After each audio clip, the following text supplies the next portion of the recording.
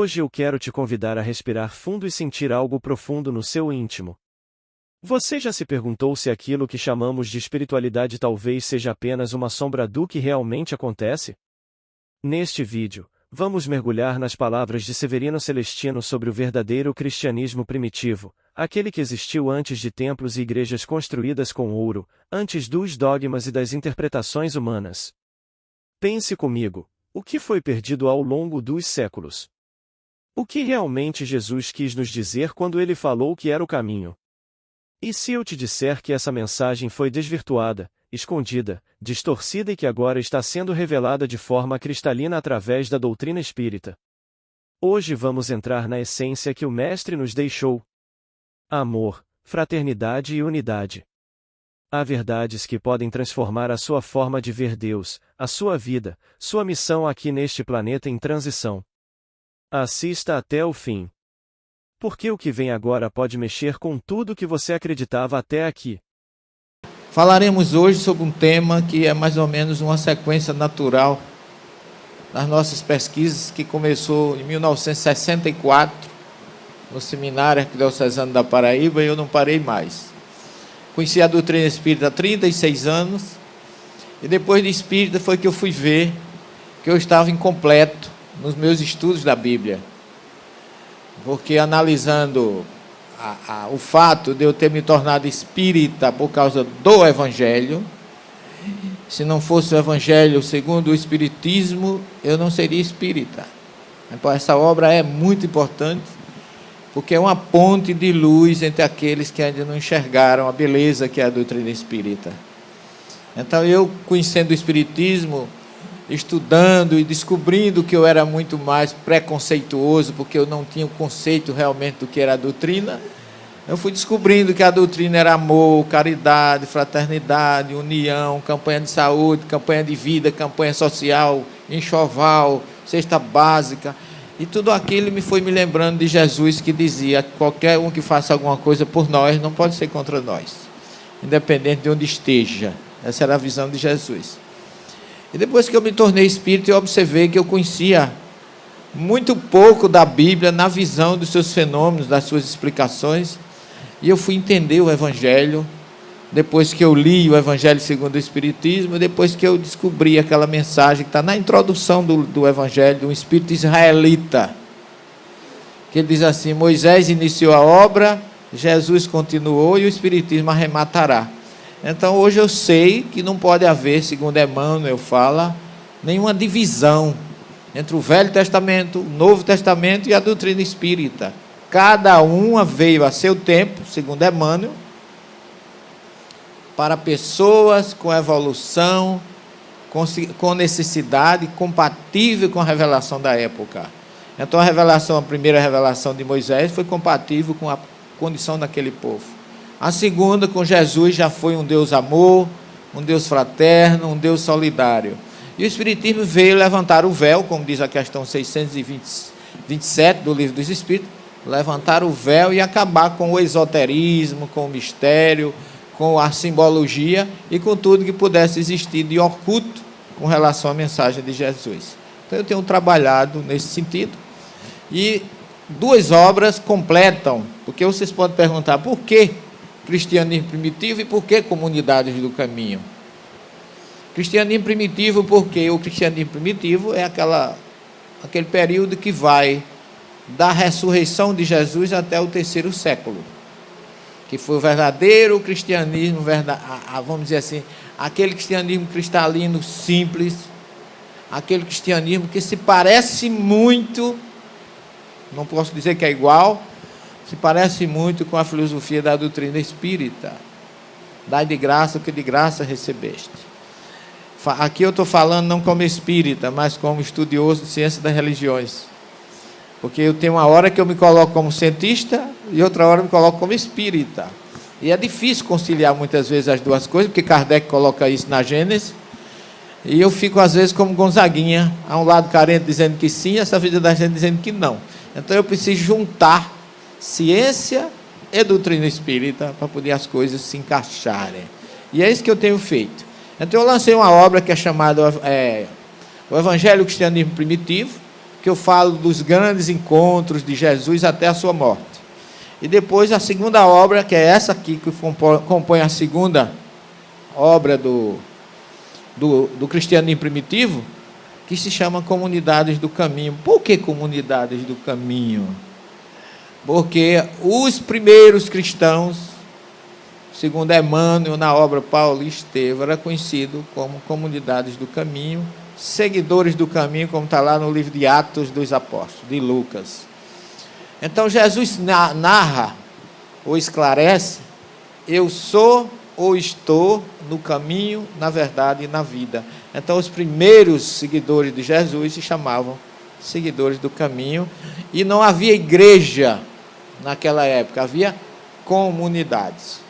Então nós vamos conceituar no primeiro tempo o que é comunidade, para diferenciar, porque a gente estuda no Apocalipse que João fundou 7 igrejas, João não fundou igreja nenhuma.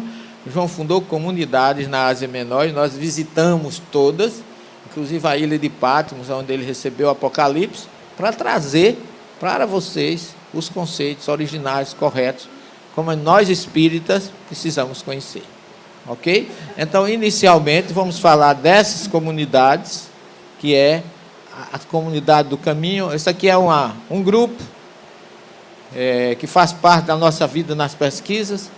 A Wanda, que é da RW Turismo, a Paula Zamp, que sempre viaja conosco como cantora, e todos espíritos, o Adão Nonato, a doutora Marlene Nobre, de saudosa memória, a Vandinha, outra diretora da RW, a Márcia e a Wanda.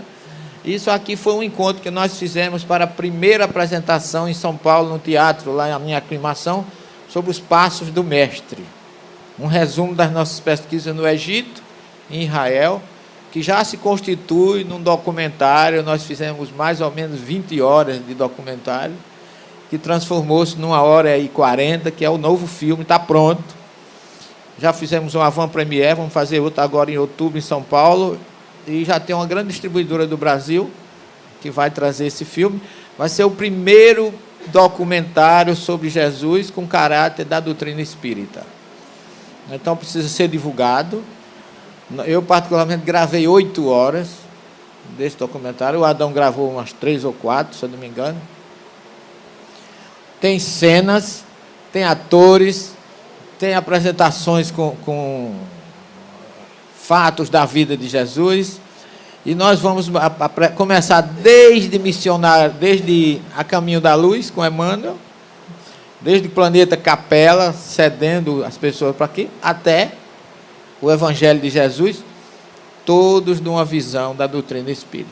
Então, nós espíritas precisamos dar apoio, porque vai ser algo assim bem diferente, e provavelmente eu vou receber mais cacetada, mas eu já estou, graças a Deus, com o lombo meio grosso, me lembrando de Emmanuel com Chico. Tem que ter couro de mamute, né, para aguentar as oposições, porque geralmente a verdade da doutrina espírita dói. Agora eu não entendo porque é que a nossa verdade incomoda, porque as verdades da doutrina só são sempre boas. Como católico, eu sabia que se eu não fizesse direito, eu ia para o inferno, eu ia para o purgatório, já era uma misericórdia ir para o purgatório, e que o céu era uma coisa assim quase inatingível. Veio o Espiritismo e diz: o inferno não existe, Satanás não existe, o inferno é eterno, Deus não castiga. Só notícia boa, ninguém quer acreditar, porque o povo parece que é masoquista, só quer notícia ruim.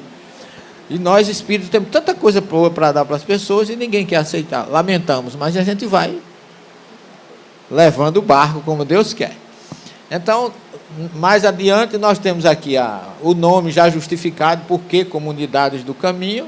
Porque eu podia ter botado outros nomes, cristianismo primitivo, etc. Mas hoje nós vamos falar um pouquinho da origem dessas comunidades e vamos enfatizar nela a importância do grande apóstolo de Jesus, Paulo de Tarso, com todos os fenômenos mediúnicos que envolveram a sua trajetória, desde Jerusalém, na estrada de Damasco, até a sua morte na Via Ápia, em Roma. Vamos ver se dá tempo da gente fazer esses caminhos de Paulo, porque logicamente eu não posso falar do livro hoje, não tem condições, porque ainda tem João, Maria, Barnabé, tem outros personagens importantíssimos, mas a gente vai falar do principal, que é Paulo, tentando enfocar ele dentro da comunidade do cristianismo primitivo, com a sua grande e importante faculdade mediúnica. Porque quem lê o livro de Atos não observa que toda a história do cristianismo primitivo é baseada em fenômenos mediúnicos, desde o Pentecostes. Mas ninguém fala disso. Colocam o Espírito Santo como fosse uma personagem divina, e aí o Espírito Santo responde por tudo, e é escondido tudo aquilo que é fenômeno mediúnico, importantíssimo para nós espíritos, porque ratifica. Eu sempre digo, a Bíblia é o livro mais espírita do planeta.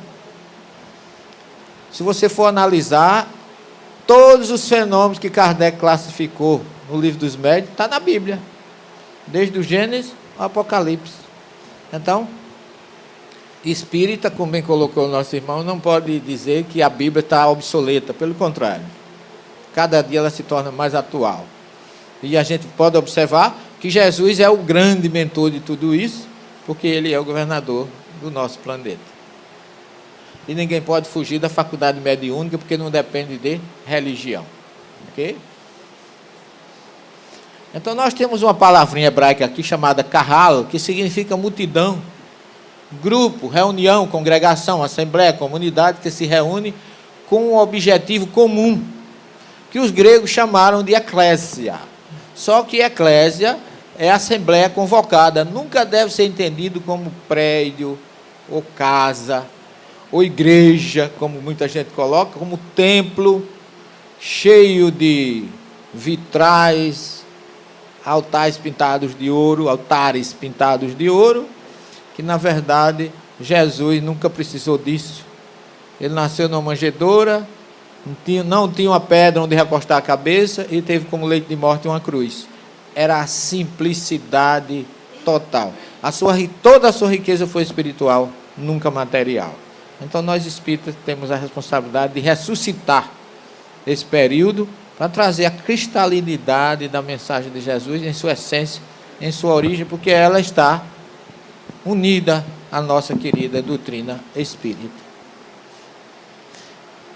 E vamos ver Paulo como é que aparece nisso aí, que é o nosso objetivo hoje, né? O grande fariseu, Paulo de Tarso, como é que ele vem dentro dessa ótica colocada pelo grande mestre lionês, Allan Kardec, que o ano passado eu fiz todos os caminhos de Kardec, desde Lyon até o cemitério Père Lachaise, fazendo também um trabalho de resgate da história do grande mestre Allan Kardec, que nos fala dos fenômenos que aconteceram em Evansville, Nova York, nos Estados Unidos, aonde as irmãs Fox, para a era moderna, tiveram o papel, como protestantes de família metodista, de trazer para nós o alerta do século XIX para a origem dos fenômenos que culminou em Paris com a codificação da doutrina espírita.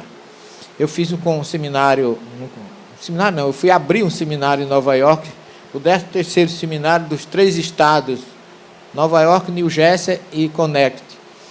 E lá eu observei como o espiritismo é diferente lá fora, completamente diferente.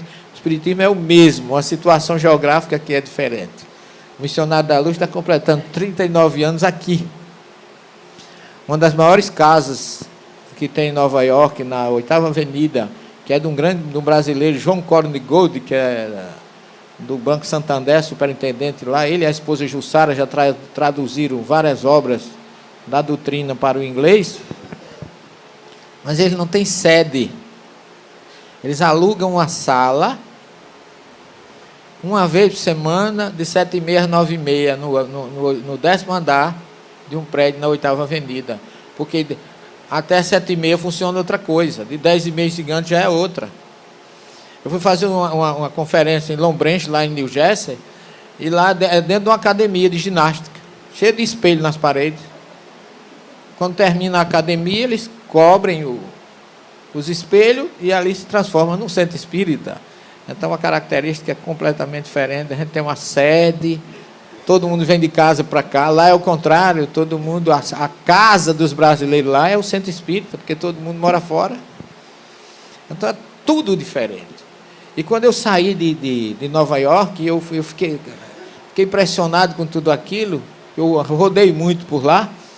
E quando eu saí, eu comecei a meditar sobre o espiritismo ali. E um grande amigo nosso da espiritualidade chegou e disse assim: meu filho, você não se apercebeu que o espiritismo nasceu aqui. E ele está voltando para casa. Aí foi que eu fui me lembrar das famílias Fox em Nova York. Que o espiritismo tem um papel lá no exterior muito importante. Inclusive cursos. Eu fiz 10 conferências na Flórida, desde Miami até Orlando. E ali as pessoas têm um carinho muito grande pelo espiritismo. Lá em Fort Myers, por exemplo, Centro Espírita Semente de Luz, eles fazem curso em inglês para a juventude de espiritismo.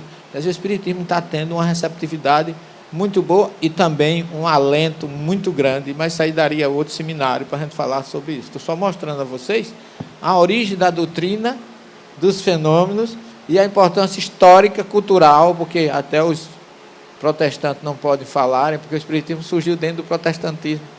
As mães Fox eram metodistas. Então você vê que os canais de Deus não tem fronteira, não tem barreira, não tem religião. Eu cheguei no Père Lachaise, tinha uma muçulmana envolvendo o busto de Kardec com o seu véu da cabeça. E minha esposa perguntou: és muçulmana? Ela disse: que fazes aqui? Ela disse: ele é meu protetor, ele curou minha filha de uma doença que ninguém sabia curar, e eu trago flores para ele todo dia. Então, aí eu fui entender mais ainda o ecumenismo da doutrina e entender que Kardec disse que onde tiver seriedade, amor e fraternidade, aí está o espiritismo. Então não depende, inclusive, de religião. Por isso que o espiritismo não é uma religião conceituada. Ela está, a sua filosofia, a sua ciência, os seus fenômenos, estão em todas as religiões do mundo. Todos os grandes, as 3 religiões monoteístas reveladas, judaísmo, cristianismo e islamismo, foram através de fenômeno mediúnico. Então, quando a gente começa a entender isso, você vê que as fronteiras se acabam. E nós espíritas temos que dar o exemplo, porque quem conhece mais tem que perdoar mais, amar mais e se dedicar mais. É analisada a mediunidade como um fenômeno inerente ao homem. Olha aí. Sendo assim, não está ligada a nenhuma religião. Uma vez que onde quer que o homem esteja, a manifestação da unidade pode acontecer. Palavras de Kardec. Os profetas, na verdade, eram grandes médiuns. Ninguém gosta quando eu digo isso. Mas o que é Navi em hebraico? Aquele que é intermediário entre os 2 planos. É o Naba dos árabes, é o Nabu dos babilônios, é o profetas dos gregos e é o intermédium da doutrina. Aquele que está entre os 2 planos. Então, onde tiver comunicabilidade com os 2 planos, aí tem a faculdade mediúnica, porque é um termo mais moderno, criado por Allan Kardec, do latim intermedium. Surgiu a palavra médio. Então, os profetas, Maomé recebeu a revelação de Alá através de sua mediunidade. Ele era um médico que, em cima do camelo, ele entrava em transe. E ali ele ditava. Nunca escreveu nada. Então, aonde existir mediunidade, fenômeno mediúnico, aonde existir um homem, pode haver mediunidade. Homem aqui eu coloco humanidade, ser humano, homem ou mulher. E a espiritualidade e a mediunidade, elas se encontram sempre, independente da questão religiosa. Não sei se alguém aqui conhece esse homem. Pastor Neemias Marien. Uma figura que eu tive a felicidade de desfrutar da sua convivência amável. Apresentou algumas das minhas obras, pós-faciou a primeira, e hoje ele está no mundo espiritual. Eu dizia a ele: o senhor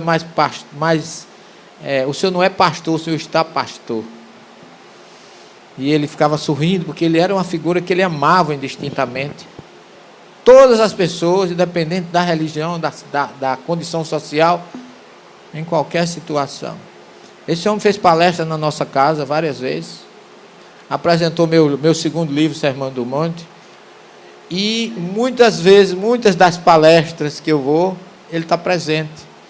Eu já tive encontros no mundo espiritual com ele várias vezes. A última que eu tive, Correia, ele estava se preparando para fazer uma conferência para 500 pastores que iriam reencarnar, para que eles reencarnem com ideias ecumênicas. Quer dizer, o só pastor e o só rebanho prometido por Jesus não está esquecido, não. O processo continua trabalhando. E ele já enviou pastores para assistir conferências minhas. Inclusive um que quando o pastor, ele veio eu fui fazer um seminário em Colatina, quando eu terminei, o pastor Samuel, que hoje também já desencarnou, estava presente e eu não sabia, que tem sido colega de turma de Neemias Marien, veio agradecer os elogios e as colocações que eu tinha feito acerca do pastor Neemias, e dizendo: eu queria agradecer as suas palavras, professor, porque ele foi meu colega de turma, e eu não sabia de nada, né? Ele veio 90 quilômetros para nos escutar, veio da cidade de Itueta, no estado de Minas, para Colatina, Espírito Santo, no interior, a 200 quilômetros do Espírito Santo, para assistir nossa conferência, e depois me convidou para fazer uma conferência lá em Itueta, na cidade dele, ele pastor protestante. Então você veja que quando há respeito, amor e fraternidade, as diferenças se acabam. E ninguém melhor do que nós espíritas para procurar entender. Nós não podemos ser ortodoxos, radicais, unilaterais, nem fanáticos. O espiritismo não precisa disso. Jesus, eu fico perguntando, às vezes eu digo aos meus alunos, eu não entendo como é que muita gente se diz seguidora de Jesus e condena um outro irmão só porque não tem a religião dele. Eu acho que essa pessoa ainda não conhece Jesus. Porque eu pergunto, se Jesus tivesse uma religião que ele não teve, será que ele condenaria do outro? Jesus nunca afastou ninguém, quebrou preconceito, quebrou tabus, lutou pela igualdade, fraternidade, amor e justiça. Sempre foi isso. A primeira pessoa que ele se apresenta como Messias foi uma mulher discriminada no judaísmo, pelo patriarcado, e uma mulher samaritana mais discriminada ainda. Então ele deu provas de que só o amor é o caminho e a libertação para todos nós. E o que o pastor Neemias fez, eu não tenho muito tempo de contar, mas eu vou contar só essa passagem dele. Ele contou lá no nosso centro.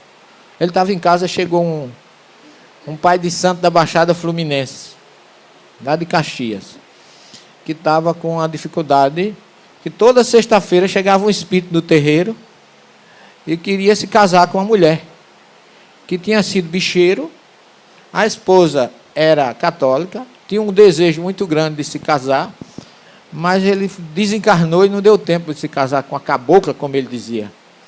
Ele agora queria casar, depois de morto. E aí o pai de santo procurou um pastor, o pastor disse: vou, isso é coisa de Satanás, vou lá nada. Procurou um padre, foi do mesmo jeito. Aí alguém disse: olha, só tem uma saída, o senhor procurar o pastor Neemias. Aí ele disse assim: meu filho, o que é que está faltando? Disse: olha, o senhor disse, se o senhor disser que vai fazer o casamento, a gente providenciar. Ele disse: pois providencie. Eu vou, o senhor vai, pastor? Vou. E aí, Correia, ele mandou a família preparar a noiva. Foi ele e a esposa dele, Dona Eglé, numa sexta-feira de noite, fazer o casamento no terreiro lá em Caxias. Quando chegou lá, estava o pai de santo vestido de branco, terno branco, lenço vermelho saindo do bolso, sapato de duas cores, preto e branco, chapéu branco com aquela aba preta, inclinado no terreiro, feito um verdadeiro bicheiro carioca. Olhou para ele: pastor, o senhor veio? Vim, meu filho. Então venha, vamos fazer o casamento. A noiva pronta, casou a viva com o morto. Nunca mais esse espírito apareceu no centro. E aí eu pergunto, não quero que ninguém me responda, quem de nós, presidente de casa espírita, iria fazer esse casamento? Aí eu disse a ele: olha, o que o senhor fez, só um cristão autêntico, que se preocupa com o outro, faria. E ele disse: eu fiz a minha parte. Ele era assim. Fez coisas, coitado, também foi muito criticado, mas fez a parte dele e evoluiu muito. E eu tenho muita alegria de ter desfrutado da convivência com o pastor, porque eu aprendi muito com ele. Ele é da igreja Betesda de Copacabana. Vocês conhecem esse homem? Esse é o arcebispo da Paraíba, Dom Aldo de Cílio Pagotto, onde ele está pregando debaixo do retrato de Chico Xavier na nossa casa. Todo ano no aniversário ele vai fazer uma palestra lá no Bom Samaritano. Prefaciou o nosso livro, a 4ª edição, o 4º livro, o Evangelho Cristiano em Primitivo, e foi denunciado no Vaticano porque prefaciou o meu livro, pelos padres ortodoxos. Eu fiquei muito chateado, fui falar com ele, e disse: o senhor não se preocupe com isso não, porque o Concílio Vaticano II prega o ecumenismo. Se eles pregam uma coisa e fazem outra, o problema não é seu nem meu, é deles. E o livro está aí saindo, mandaram tirar o nome dele. Eu disse: agora não tem mais jeito não, está em Nova York, está na França, está em Israel, está no mundo. Só se a igreja fizer uma campanha para recolher esses livros, eu não sei se eles vão conseguir. É igual a história da pena do pavão jogado do teto da igreja, né? Então ele também, muito humildemente, vai à nossa casa e faz a sua palestra uma vez por ano, dando exemplo de respeito e amor. E Joel fala no capítulo 3 do seu livro que depois disso derramarei de meu espírito sobre toda a carne, vossos filhos e vossas filhas profetizarão, vossos anciãos terão sonhos, vossos jovens terão visões. E também sobre os servos e sobre as servas, naqueles dias derramarei do meu espírito. Isso aí, meus queridos, já é Joel 750 anos antes de Jesus, falando do que está acontecendo hoje. Que a mediunidade seria mais evidenciada, os fenômenos apareceriam mais no final dos tempos, que naquela época não era, naquela época era dedicada aos chamados profetas, né? Como era o caso de Moisés, que Moisés disse para Josué: por que tanto zelo para comigo? Quando Josué foi reclamar que tinha 2 homens profetizando na tenda, Eldade e Medade. Moisés disse: por que tanto zelo?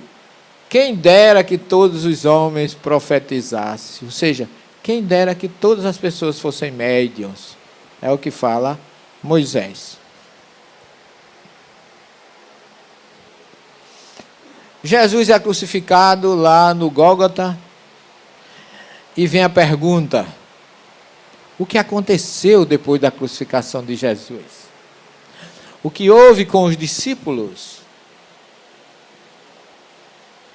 Ficaram numa grande depressão, numa grande tristeza. Imagine vocês, toda a esperança desses 12 homens era em Jesus.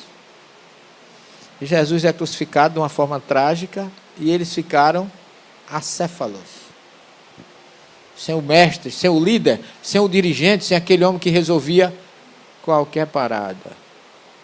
E vem a tristeza geral. Uns debandaram, outros negaram ele, que foi o caso de Pedro. E aí o que é que acontece depois disso? Jesus não ia deixar ninguém acéfalo nem sem proteção. Jesus primeiro aparece ressurrecto, dizendo que a morte não existe. Eu estou aqui para dizer a vocês que eu não morri, eu perdi o meu corpo físico, mas eu continuo vivo, porque nós somos imortais como criaturas de Deus. Então a ressurreição de Jesus teve uma importância muito grande naquela época, embora não seja até hoje por muitos compreendidos, que ela não foi física, como muita gente quer que tenha sido. Daí porque existem 2 ressurreições básicas nos evangelhos. A ressurreição pregada por Lucas, por Mateus, por Marcos, por João, por os evangelistas, e a ressurreição pregada por Paulo de Tarso na sua carta aos Coríntios, quando ele diz que há um corpo material e um corpo espiritual. Semeado corpo material, ressuscita corpo espiritual. Então não é o corpo físico. E Paulo fala no capítulo 15, versículo 50 da sua primeira carta aos Coríntios: o que eu quero dizer para vocês é que carne e sangue não herda o reino dos céus. Em outras palavras, não é o corpo físico que ressuscita. Tudo erro de interpretação, porque o profeta Joel, quando ele fala de ressurreição, ele não fala em ressurreição. Não existe a palavra lá no original. A palavra lá é do verbo despertar. acordar no mundo espiritual. Que é como se tivesse aquele que estava dormindo no corpo físico, desperta no mundo espiritual, acorda. Não é volta a viver com o mesmo corpo que tinha aqui. Porque isso seria contrário ao Gênesis, que fala que tu és pó e em pó te hás de tornar. O Eclesiastes, que o corpo vai à terra e o espírito vai a Deus. Então é preciso interpretar isso bem direitinho para não haver problema com relação ao entendimento do que vem a ser ressurreição, inclusive pregado por um judeu ortodoxo, o maior conhecedor daquela época da Torá, que por isso foi escolhido para a missão de Jesus. E Jesus aparece, primeiramente, não foi aos discípulos, foi a Maria de Madalena. A primeira pessoa que ela aparece não é um homem, é uma mulher. Primeiro, porque para ele não havia diferença entre homem e mulher. E segundo, que Madalena era muito importante para Jesus. E terceiro, como mulher, naquela época não existia rádio, televisão, jornal, rede social, não tinha Carabook, Facebook, não tinha WhatsApp, essas coisas, não tinha nada disso. E Jesus precisava divulgar a mensagem dele. E Jesus era inteligente. Então ele fazia um milagre, chamava uma mulher e dizia: não conte nada a ninguém. Meia hora já se sabia de tudo. Então ele usava com categoria aquilo que é natural das meninas, né? Nada pessoal, porque minha mulher está aí também, viu? Porque eu entendo perfeitamente a psicologia usada por Jesus. E se você analisar agora que eu estou falando isso, não estou criando, acrescentando muita coisa não, porque Mateus, quando narra isso, essa é a primeira vez que Jesus não disse não conte. Vai e conta o que tu viste, o que tu presenciaste. Aí Mateus disse, e ela foi correndo, ela não foi nem andando, contar o que havia acontecido. Então, Madalena realmente merecia que Jesus se apresentasse primeiro a ela. E é tanto que quando ela vai contar aos discípulos, eles não acreditaram. Pedro foi o primeiro que disse, vocês vão acreditar no que essa mulher está dizendo? Quer dizer, Jesus começou consolando as pessoas, aparecendo. E durante 40 dias ele apareceu várias vezes. A segunda aparição dele, assim, mais conhecida é essa. Na estrada de Emaús. Quando está lá em Lucas, narrado em Lucas 24, 13 a 33, que denota muito bem o clima de tristeza que envolvia eles. Porque quando eles se aproximam, eles nem olharam para Jesus, né? E ele pergunta, eles não reconheceram e discutiram a tristeza que sentiam com os acontecimentos recentes, que era a morte de Jesus. Eles perguntam a próprio Jesus, você com certeza não passou em Jerusalém, não foi? Você sabe o que aconteceu hoje em Jerusalém? E eles não sabiam que era Jesus. Mas aí já era noite, já estava ficando tarde, e eles dizem, fica em nossa companhia, porque é tarde e o dia já declinou. E Jesus entrou para ficar com eles, e durante o jantar que eles conheceram que era Jesus. Então ele começou a ir devagarinho, confortando cada um, ajudando a cada um. Depois ele aparece lá aos 11, porque Judas havia se enforcado, né? E ele aparece aos 11, aqui tem 3, 4, 7, ali 3, 10, aos 10, né? E sem Tomé. E Judas tinha se enforcado. Então ele aparece a 10. E aí quando ele aparece aos 10, eles vão contar para Tomé, que diz, eu só acredito se eu colocar o dedo na chaga. E aí Jesus vem e satisfaz a curiosidade ou a incredulidade de Tomé? Vem, Tomé, põe o dedo na chaga, porque feliz aqueles que não viram e todavia creram. Mas eram mensagens de otimismo, começando a diminuir a depressão, a tristeza que havia entre eles. E por último, entre outras, ele aparece lá no alto do Monte das Oliveiras, nesse local, que hoje tem uma igrejinha chamada Igreja da Ascensão.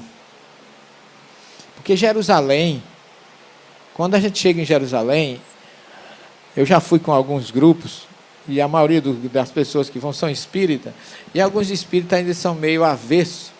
Aí é uma igreja. Eu vou a qualquer lugar. Eu tenho uma filha que ela está na fase da aborrecência, né? Eu criei meus filhos tudo dentro da doutrina, e ela disse: pai, eu não quero ser espírita. Minha filha, não tem problema, você vai ter que optar. Não quer ser espírita, aí você vai ser ou protestante ou católico. Agora, o que você for ser, eu vou lá com você. Sem problema. Você tem que ter Jesus na sua vida. Não importa por que canal.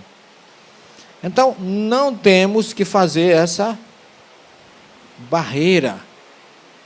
Nós temos que ser apoiadores de um caminho para Deus. Você não pode, é como diz Raul Teixeira, dizia, coitado, hoje ele não está falando mais tanto, mas ele dizia assim: Jesus neles o mais cedo possível. E eu comecei cedo, ela faz evangelho no lar com a gente, ela abre o evangelho, meus filhos todos são espíritas, os outros dois, mas cada um tem a opção de escolher o seu caminho. Agora tem que ter um caminho, não pode deixar de ter. Então, essa igreja, ela existe por causa de uma mulher. Quando a gente chega em Israel com as pessoas, muitos espíritos, mas a gente veio aqui só visitar a igreja, não somos católicos.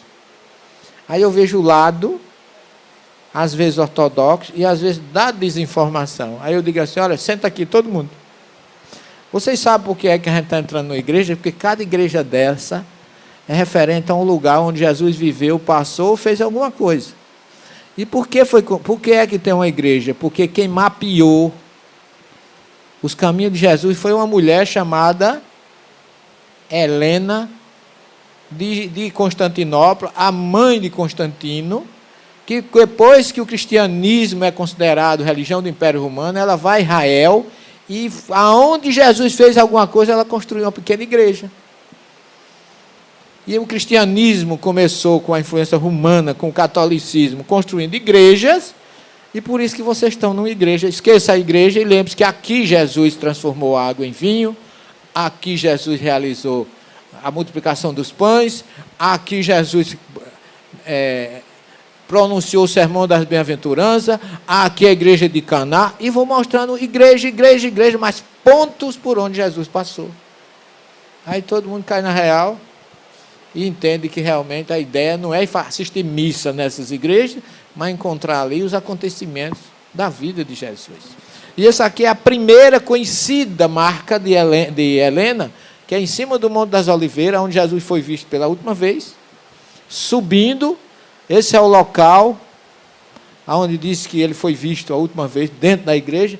Aqui a gente se reúne e canta Quanta Luz, Ave Maria de Gounod. E aí quem tem mediunidade como eu já não está usando mais nem lenço, é lençol. Porque o lenço é pouco para enxugar as lágrimas que a gente derrama pela emoção, pela energia. Quem é médium, eu falando aqui, eu ainda sinto a energia, a projeção dessa energia, mas a gente está lá, onde Jesus foi visto, o local. É fantástico. E aqui, do lado de cá, Monte das Oliveiras, onde nós estamos. Do lado de lá, Jerusalém. E Jesus disse: vão, quando ele foi visto aqui a última vez, vão ao lugar de sempre, que era o local onde eles costumavam se reunir. Do outro lado do vale do Cedron, muralha de Jerusalém, eles se reuniam nesse local. Aqui é a igreja ortodoxa russa de Maria de Madalena, no Monte das Oliveiras. E esse era o lugar de sempre. Cenáculo. O que é que aconteceu aí? Aí Jesus lavou os pés dos discípulos, Aí Jesus realizou a última ceia. Aí Jesus fez o que mais? Prometeu o envio de um outro Consolador. 3 coisas importantes. Lavou os pés, realizou a última ceia, prometeu um outro Consolador. E o que mais?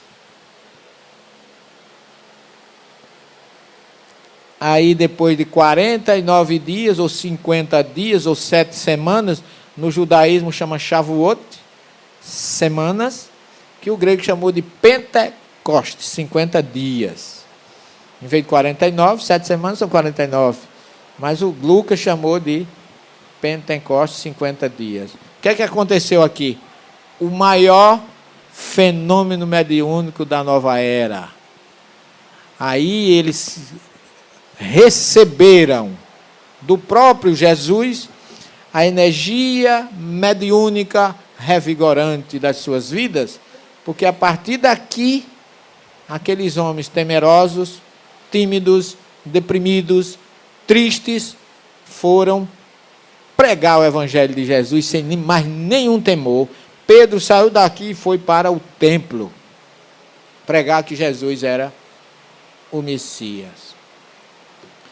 Porque todos os discípulos de Jesus, a partir daí, se transformaram em apóstolos. Qual é a diferença entre discípulo e apóstolo? Discípulo é aquele que estuda com o mestre. Apóstolo é aquele que é enviado para a missão. Jesus diz: eis que eu vos envio. Olha aí. Vocês são meus discípulos. Talmidim, em hebraico. Mas ani sholechim, eu envio vocês. No hebraico, sholeach, que passou quando Jesus lava os olhos do cego, passa saliva e lodo, lá na piscina de Siloé, ele diz: vai te lavar na piscina, né? A palavra vai, sholeach, é vá. Envio-te, vai lavar os olhos. Por isso que é chamada piscina de Siloé, piscina do hebraico, do enviado por Jesus. Então o enviado é o apóstolo, sholé em hebraico, e apóstolo é uma palavra grega. Então todos os discípulos de Jesus, menos Judas, foram depois transformados em apóstolos. Por isso que Lucas escreveu Atos dos Apóstolos, não escreveu Atos dos Discípulos, porque aqueles que já foram dar a própria vida por Jesus. Ok? Está claro isso aí? Não. Paulo não foi discípulo de Jesus. Paulo não estudou com Jesus. Lucas não estudou com Jesus. Mas foram apóstolos de Jesus. Porque Paulo, inclusive quando a gente vê na missa, está escrito lá: leitura da carta de Paulo, apóstolo. Não é assim? Porque quando ele conhece Jesus na estrada de Damasco, Jesus o envia. Ele passou a ser apóstolo, nunca foi discípulo. Foi contemporâneo, nasceu próximo da época de Jesus, mas foi apóstolo, não discípulo. Está clara a diferença entre um e outro? Muito bem. O apóstolo não é obrigado a ser discípulo. E o discípulo quase sempre se torna apóstolo. Só que de Jesus, Judas não foi apóstolo, foi só discípulo. Está certo? Porque ele não continuou na divulgação. Aqui é o local, né, onde começou tudo. O dia de Pentecostes, está aqui, Atos 2, que Pedro, quando eles começaram, aqui aconteceu o famoso efusão do Espírito, como está narrado lá em Joel, que quando as pessoas começam a falar em idiomas diferentes, todo mundo disse que eles estavam bêbados. E Pedro levantou e disse: não, ainda são 9 horas da manhã, não tem ninguém bêbado aqui não. O que está acontecendo é exatamente o prometido por Joel. Pedro cita isso, está lá, leiam Atos 2, que vocês vão ver. Maravilhas no dia de Pentecostes. O que é que aconteceu? Falaram perfeitamente, pelo menos 16 idiomas humanos que não tinham aprendido anteriormente. Um famoso fenômeno de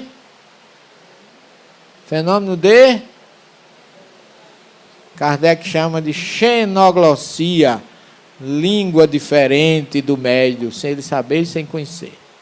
Então, o Pentecostes, na verdade, é um fenômeno de efusão do Espírito, caracterizado pela xenoglossia, mas, sobretudo, um convite para a divulgação da mensagem de Jesus. Exatamente. E agora, deixa eu dizer para vocês, gente, vocês não sabem, mas eu vou jogar uma bomba para vocês. Todos vocês são apóstolos de Jesus. Sobretudo os médios ostensivos, que receberam aqui. Não acabou ali, não. Continuou. Daí a nossa responsabilidade. Tá certo, pessoal? E eu queria dividir o cristianismo primitivo em 3 grupos especiais, para poder a gente trabalhar com mais. O primeiro grupo é a comunidade de Jerusalém com os discípulos, dirigido por Tiago, Pedro e os outros. Porque quem sucedeu Jesus não foi Pedro, foi Tiago, o irmão de Jesus. Paulo cita isso na sua carta aos Gálatas. Fui a Jerusalém para me encontrar com os discípulos, não encontrei ninguém, a não ser Tiago, irmão do Senhor. Mas Jesus tinha irmão, segundo Marcos, capítulo 6, tinha 4. Simão, Judas, José e Tiago. 4 irmãos. E, no mínimo, 2 irmãs. Porque ele fala também de suas irmãs, mas como ele não diz o nome, a gente não sabe quantas eram. Mas se ele fala suas irmãs, eram no mínimo 2. Ok?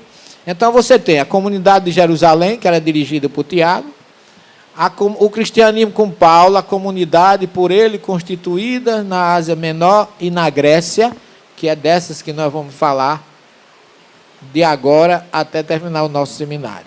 Porque essa daqui, o cristianismo com João, nas 7 comunidades fundadas por ele na Ásia Menor, lembrar, nunca falar de 7 igrejas. Igreja é prédio, mas comunidade. Eles pregavam nas praças, nas árvores, nas casas dos amigos. Não tinha igreja no cristianismo do 1º e 2º século. Inclusive tem um capítulo nesse livro que o cristianismo de grutas, catacumbas e cidades subterrâneas. Na Capadócia eu visitei cidades subterrâneas onde os cristãos se escondiam. Em Roma eu estudei as catacumbas onde eles ficavam escondidos. E em Antioquia, uma gruta que eu vou mostrar a vocês, onde eles se reuniam com Pedro e Paulo e os primeiros cristãos. Está claro isso aqui? Daqui para frente de João não vamos falar. Aqui não vamos falar. Vamos falar agora, concentrar em Paulo de Tarso. Ok? O chamado apóstolo dos gentios.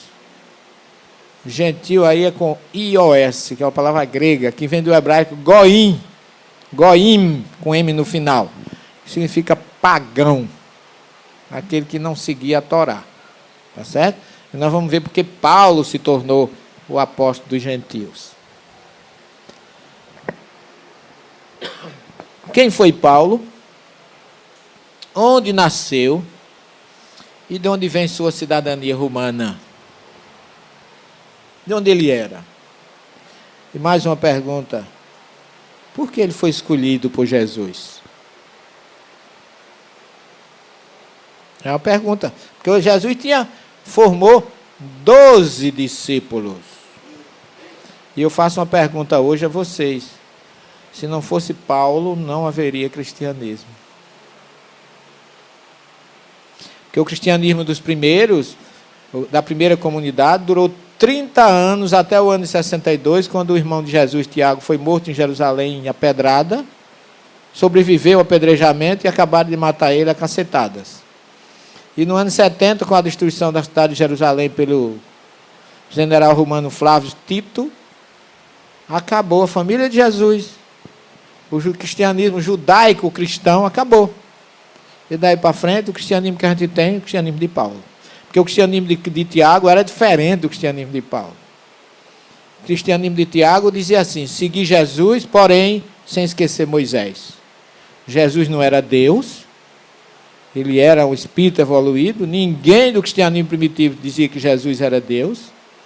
A divindade colocada em Jesus foi depois com Paulo, os concílios e outras coisas que veio depois. Mas o cristianismo do primeiro século, até o ano 62, com Tiago, irmão de Jesus, era o cristianismo judaico-cristão. Seguir Jesus sem esquecer Moisés. Ok? E eu hoje digo, seguir o Espírito da Verdade sem esquecer Jesus nem Moisés. Porque nós estamos nessa fase. Nós já estamos sob a égide do Espírito da Verdade. Logicamente, coordenado, dirigido, tudo por Jesus. Sabe por quê? Leiam João 17:5. Na despedida de Jesus no Monte das Oliveiras, ele faz uma oração maravilhosa, mas uma oração de uma revelação importantíssima para nós. Jesus diz, primeiro, no final do capítulo 16 do Evangelho de João, ele diz assim, eu venci o mundo. Quando é que nós vamos dizer isso? A gente não venceu o mundo ainda, que está por aqui pastando no planeta de terceira ordem. Não é?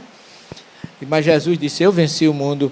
No 17º ele diz, Pai, chegou a minha hora. Agora honra teu filho com a honra que eu tinha quando eu me encontrava contigo antes da criação dos céus e da terra. Essa é a tradução nossa, porque a maioria coloca a criação do mundo. E a terra não é o mundo. Jesus é governador do planeta Terra, não do mundo. Daí porque Moisés, quando fala da criação, todo mundo diz do universo, ele diz, no princípio criou Deus os céus e a terra. Ele não fala na criação do universo. Daí porque a gente tem que separar o joio do trigo, senão a gente se perde nessa interpretação de misturar a terra com o mundo. E o cientista Galileu disse que a terra não era o centro do universo, não era o sol que girava em torno, mas a terra em torno do sol, e que era redonda, quase perde a vida, mas disse uma verdade, que ninguém até hoje conseguiu destruir. Então Jesus está dizendo com isso, que antes da terra ser criada, ele já estava junto de Deus, assumindo a governação do planeta. Leiam A Caminho da Luz, quando Emmanuel fala que uma pleiade de espíritos elevados reuniram-se para colocar a Terra no seu eixo gravitacional para poder ela se tornar habitável. Nesse momento, Jesus estava com Deus, assistindo tudo isso, a Terra se tornou habitável, eu vou cuidar dos seus habitantes. E está conosco até hoje. Recebeu os exilados de Capela, por misericórdia, como hóspede, daqui para ser os nossos professores, e também evoluir. Ok? Então vamos falar agora. Eu fiz isso só para vocês entenderem que tudo é projeto de Jesus. Tudo. Desde as primeiras civilizações do planeta. Era ele que estava por trás de tudo. Enviou Abraão, Isaac, Jacó, Moisés, profetas. Ele veio e depois ainda enviou a revelação terceira com o Espírito da Verdade. Nós já temos tudo que precisamos para ir ao seu reencontro. Precisamos nos libertar do mofo, da preguiça, da inanição, da falta de coragem. Sobretudo nós, eu me incluo no time, não estou fora não. Sobretudo nós espíritas. Porque os judeus conhecem a primeira revelação. Os católicos e protestantes, primeira e segunda. Nós espíritas, primeira, segunda e terceira. E vem o Espírito da Verdade no capítulo, da questão 627, e diz assim, 627 do Livro dos Espíritos. Depois da revelação dos Espíritos, ninguém pode pretextar ignorância. Não podemos mais alegar que não sabíamos. Depois da questão 627, só tem uma frase para nós espíritas que eu costumo dizer. Deus tenha piedade de nós. Porque nós não podemos alegar nada. O que é que a gente vai dizer? Eu não sabia. Como não sabia? Você fez SDA, fez tudo que era evangelho de terapia, atendimento fraterno, você fez de A a Z. Então você não tem desculpa para você não, meu filho. Olha, eu acho que você vai descer do planeta, não vai subir não. Porque você teve todas as chances que eu lhe dei.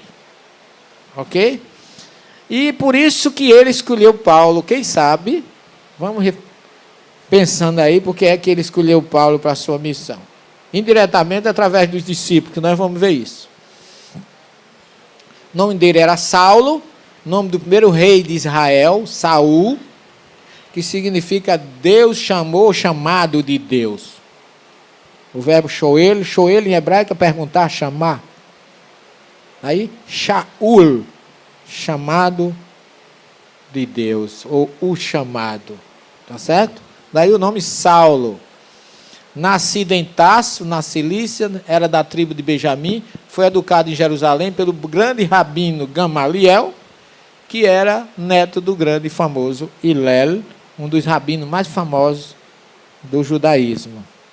Ok? Essa é a cidade onde Saulo nasceu. Tarsus. Bandeira da Turquia, hoje Turquia, né? Naquela época a região era Cilícia. Uma das modernas ruas de Tarso. Né? Seus pais viviam ali, né? Mas seus pais nasceram, segundo os estudiosos, na Galileia. Viveram na Galileia. Os pais de Saulo. Depois é que foram para Tarso. Isso aqui é o portão de Tarso, famoso portão romano, por onde entrou Marco Antônio e Cleópatra, que fizeram esse portão, que eles chamam Porta de Cleópatra, em Tarso. Ela entrava vitoriosamente aí, com Marco Antônio, porque aí era uma cidade portuária, onde nasceu o nosso querido mestre, Saulo de Tarso. A marca romana aí é muito forte. Isso é um poço que tem num bairro que é onde dizem que viveu a família de Saulo, em Tarso. O poço tem 30 metros de profundidade. Ainda hoje tem água aí, eu tomei água daí. Não sintam inveja, porque a água não é muito boa, tem um gostinho de vai lavar danado.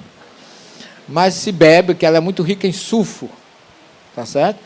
O poço, você pode ver, ó. Tira a água ainda hoje com a corda, tira essa tampa, alguém vem, tira a água, esse é o caneco que se tira a água e se toma. De frente desse poço ficam as residências antigas daquela época, que diziam que isso aqui é da época de Saulo, lá em Tarso. Vamos dizer assim, a Tarso antiga é uma cidade muito, muito, muito, muito bela, riquíssima em fontes, e tem uma energia espiritual muito boa. Aqui, ó, isso aqui é de frente do poço. Aqui eu tirei do poço essas casas, dizem que pode ter pertencido à família de Saulo. Tá certo? Aqui o pessoal, só para mais um registro. Isso aqui é a única igreja cristã que tem em Tarso em honra a Paulo. Eu fiz 4 viagens aí de pesquisas. Numa delas eu narro aí na nossa obra. Na segunda, se eu não me engano, foi na terceira.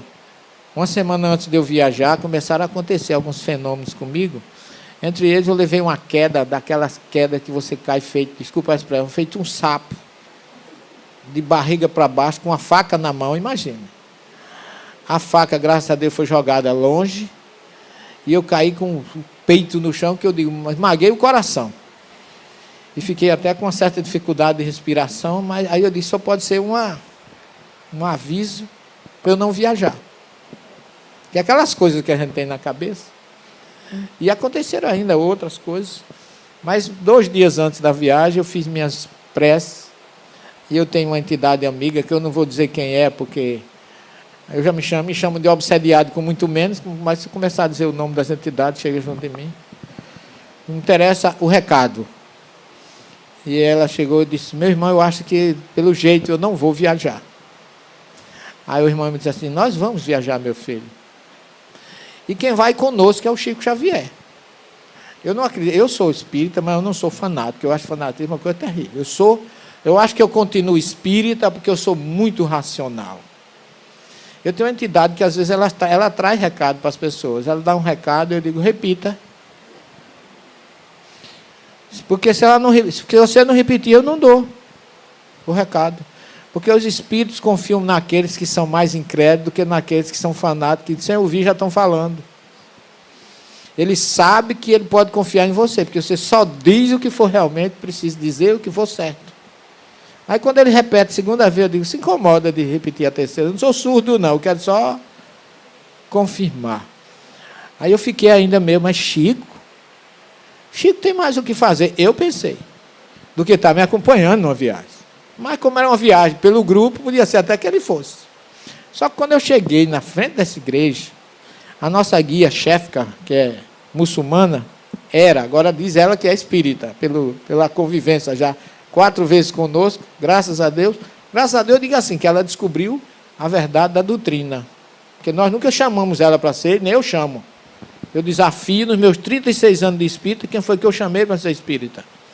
Agora conheço muita gente que é espírita por minha causa, aí outro departamento.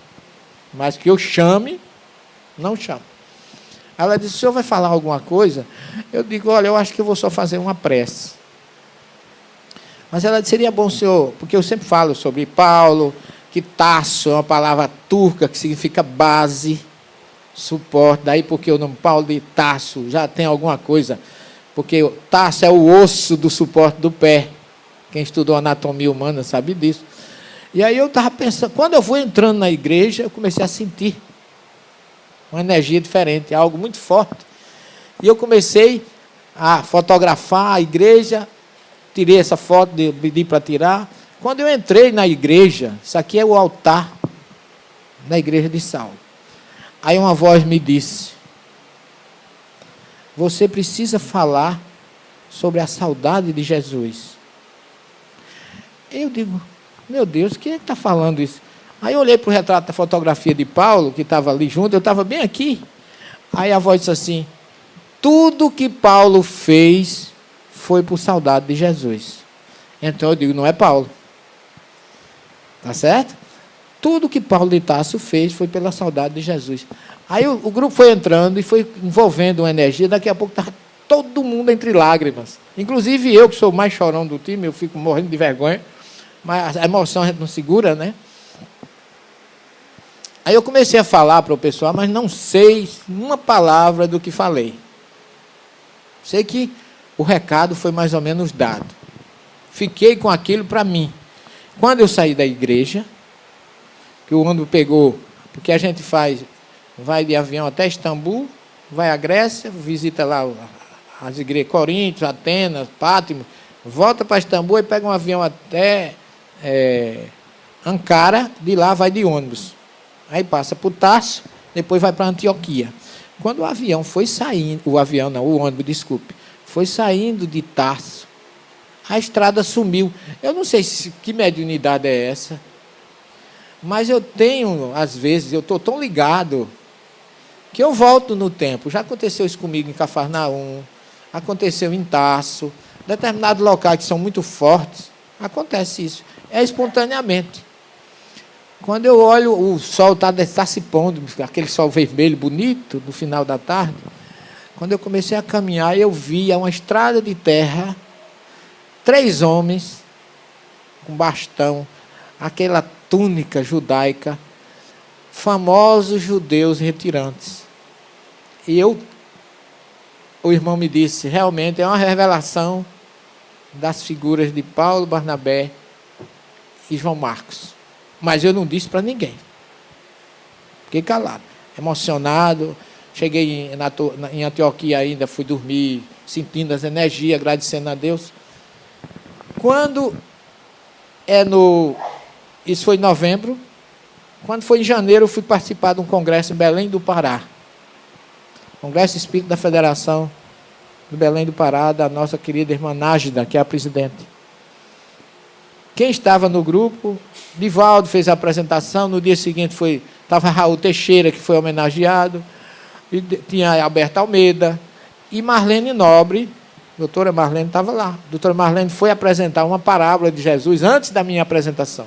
Eu fiquei na primeira fila, assim, sentado, como vocês estão. Doutora Marlene começou a falar. que ela viveu muito tempo com Chico Xavier.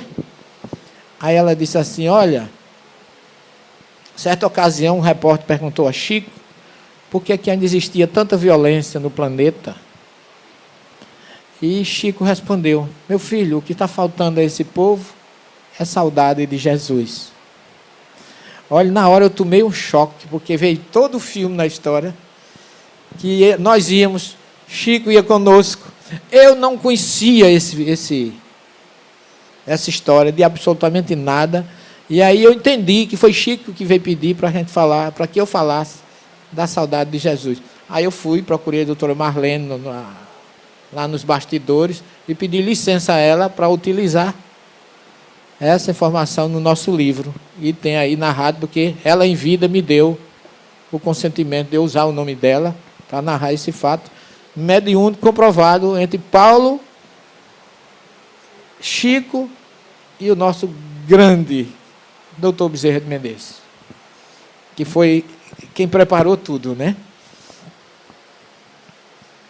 Essas são as freiras que cuidam lá. Você vê que eu estou ainda com os olhos cheios d'água, na fotografia ainda situa. Essas são as 3 irmãs que cuidam da igreja de Paulo. Quando a gente chegar aí, aí não tem padre. A Turquia, o cristianismo é 1%. A maioria das igrejas não tem pároco, só tem as freiras que tomam conta, vão para lá. E toda vez que a gente chega, ela vai logo dizendo, vai acendendo as velas, ó. O senhor vai celebrar, porque pensa que me vê na frente do pessoal, pensa que eu sou padre. Eu estou com vontade da próxima vez dizer, traga o aparamento que eu celebro. Eu já tive seminário, fui quase padre, eu sei celebrar uma missa para ajudar as pobrezinhas, não tem problema nenhum. Né? Mas isso acontece muito. Essa é uma região aonde aconteceu. Eu tirei essa fotografia, depois eu fui analisar e eu me emocionei muito, porque foi aqui que Jesus escolheu todos os seus discípulos. Isso aqui é as margens do mar da Galileia. Aqui é onde ele apareceu depois a Pedro para confortá-lo. É chamado de Mensa Christi, ou igreja do primado de Pedro. E aqui, olha, os degraus daquela época. O mar da Galileia fica mais para cá. Aqui eu estou falando para o pessoal. E aqui, ó, de lado, está o local onde Jesus chamou Simão, André, Tiago e João, os 4 primeiros. E houve, o mar da Galileia também é um lugar que mexe muito comigo. E eu coloco isso aí para mostrar que Paulo não foi convidado. Aqui foi a escolha dos discípulos. Paulo não fez parte dessa escolha. Embora ele tivesse encarnado, mas ele não conheceu Jesus, não viveu com Jesus, não foi discípulo de Jesus. Mas aqui, há 2000 anos, e eu vou dizer assim, eu tive uma espécie de tristeza, porque eu me senti 2000 anos atrasados. Cheguei 2000 anos depois de Jesus. Né? Mas já tive revelações que eu tive ali pertinho, eu fui galileu, e eu perdi a oportunidade de seguir Jesus, por isso que eu ainda hoje ando por esse mundo afora, buscando esse grande reencontro com Ele através de vocês. Porque quando eu trago Ele para vocês, eu acho que eu me aproximo um pouquinho mais dEle. E aqui mesmo, depois, uma senhora do Rio de Janeiro disse assim, professor, eu queria lhe agradecer, porque o senhor é a pessoa que faz com que a gente se sinta mais perto de Jesus. Eu fiquei tão feliz, não porque eu mereça isso, mas porque quando eu me torno instrumento daquela aproximação que a gente tem que ter com Ele, eu sinto que eu sou um microfone não tão desafinado, nem tão baixo. Não me julgo absolutamente, não é falsa humildade, não, porque eu reconheço as minhas limitações. Mas eu tenho trabalhado muito para que as pessoas se reencontrem com Jesus, que é o futuro de todos nós. Sem Ele não existe espiritismo, não existe espiritismo sem evangelho. Ponhamos isso na nossa cabeça. Quem quiser tirar o evangelho do espiritismo, está tirando Jesus. E o espiritismo é uma revelação dele. Então não há como a gente possa separar. Nasceu em Tarso, pertencia à tribo de Benjamim, que era uma tribo vizinha, a tribo de Judá de Jesus. E a tradição antiga diz que ele foi levado de Giscala. Giscala, na Galileia, era a cidade do pai dele, onde a família morava ali. Tá certo? E depois ele era cidadão romano por nascimento, por concessão imperial ou por aquisição pecuniária. Eram 3 condições de você ser cidadão romano. Paulo foi pela primeira. Ele nasceu filho de pais. E de onde vem a cidadania romana dos pais de Paulo, que eram judeus, nascidos em Giscala, moravam na Galiléia? De onde vem? As informações teológicas ocidentais, cada uma diz uma coisa. Eu já vi um livro que diz que foi um amor, o juramento de amor de Marco Antônio e Cleópatra, que eles se encontravam em Tarso, onde tem aquele portão, aquela coisa toda, e por conta disso, quem nascesse ali seria cidadão romano. Se vocês ouvirem isso, não aceitem, porque não é verdade. Lá na Turquia, nos 4 viagens que eu fiz, nas buscas que eu fiz, eu descobri, não existe em português, livro em português, mas em turco, fala que a família de Paulo, que morava em Tarso, cedia todas as tendas e todos os tecidos que os romanos usavam para o seu batalhão que habitava, que vivia ali no quartel romano naquela região. E que, por gratidão ao que eles ofereciam de tecido e de tudo, Roma lhes deu o título de cidadão romano. E aí, por tabela, os filhos eram, e Paulo nasceu cidadão romano. Ok? Essa é a versão mais atual que eu tenho, mais racional e mais correta. Pode ser que alguém descubra outra, mas tudo bem, vou aceitar ou vou discutir. Porque essas informações que eu tenho foram colhidas na Turquia e na cidade de Tarso. Giscala, se você olhar aqui, olha onde está. Isso aqui é o mar da Galileia, isso aqui é a Alta Galileia. Então, a família de Paulo nasceu aqui. Foi daqui que ele foi para Jerusalém, lá embaixo, estudar com Gamaliel. Ok? Aqui. Cadê Giscala? Aqui, ó. Galileia, Giscala, Gabara, perto de Gadara, Mar da Galileia, ali aonde Decápolis, ó, aonde Jesus conduziu aqueles espíritos do gadareno que estava obsediado, etc. Se vocês lembram da história que tem no Evangelho. E aqui só em Atos 22 tem esse episódio. Quando o amarraram com correia, Paulo observou ao centurião: é lícito açoitar um cidadão romano, ainda mais sem ter sido condenado? A estas palavras, o centurião foi ter com o tribuno e preveni-lo. O que vai fazer? Este homem é cidadão romano. Vindo então o tribuno, pergunta a Paulo: tu és cidadão romano? Responde ele. O tribuno retomou: precisei de vultuoso dinheiro para adquirir a minha cidadania. Quer dizer, o cara tinha comprado, como a gente viu, que pode ser comprado. E Paulo disse: eu a tenho de nascença. Então ele era, e isso ajudou muito a missão de Paulo de ser cidadão romano. A gente vai ver isso na segunda parte. Paulo aparece no cenário como presidente da execução de Estevão, o protomártir do cristianismo, a cujos pés depuseram suas vestimentas, quando ainda moço. A sua posição nesse caso não queria dizer que estivesse vestido de funções oficiais. De acordo com os dizeres da passagem, apenas era um consentidor da morte de Estevão. Que Estevão foi uma figura importantíssima na separação, vou dizer, na divisão entre o cristianismo judaico-cristão e o cristianismo, eu diria, a separação do cristianismo do judaísmo, porque o cristianismo foi uma seita judaica, tá certo? Todos os cristãos, no princípio, eram judeus. Liam a Bíblia Torá ou a Septuaginta, mas todos eram judeus. A partir do episódio de Estevão, é que o cristianismo passou a haver uma separação entre o cristianismo judaico e o cristianismo de Paulo, que nós vamos ver na segunda parte do nosso seminário, porque a primeira já foi. Tá certo? E quando pensamos que já ouvimos de tudo sobre espiritualidade e fé, a mensagem vem e sacode nossa alma. Jesus não veio para estabelecer religião. Ele veio para nos mostrar o caminho da unidade, da fraternidade e da verdadeira comunhão com o plano espiritual. O que Severino Celestino nos revela é que o cristianismo primitivo não era algo fechado, dogmático ou separado das realidades espirituais mais profundas. Era vida, era amor, era prática mediúnica, era encontro direto com o plano invisível. E se isso pode ser resgatado hoje, então nós também temos um papel.